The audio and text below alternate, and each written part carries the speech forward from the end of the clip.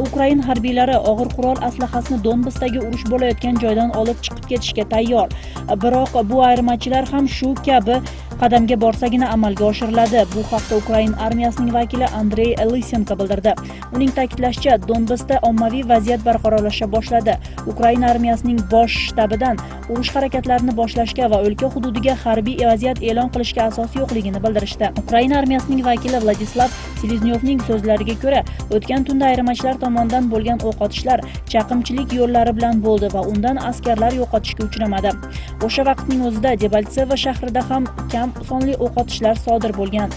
Minsk shahrida 12 fevral kuni Ukraina, Rossiya va Fransiya, Germaniya liderlari uchrashib, 15 fevraldan boshlab o'q otishni to'xtatishni kelishishgan. Benyamin Netanyahu Yevropa o'lkalarida istiqomat qilgan yahudiylarni Isroilga ko'chib kelishga da'vat etdi.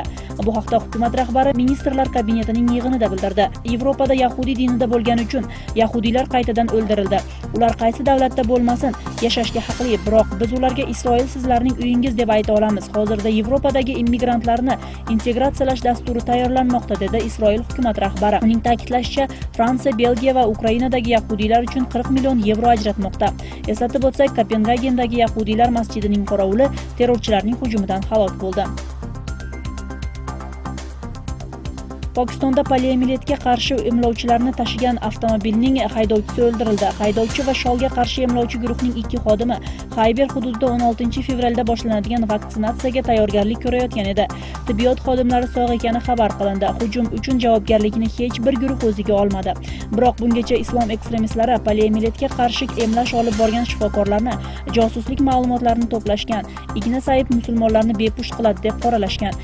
Dunyoning 3 tagina davlatida Pokiston, Afg'oniston va Nigeriyada shol kasalligi yuqumli sifatga ega.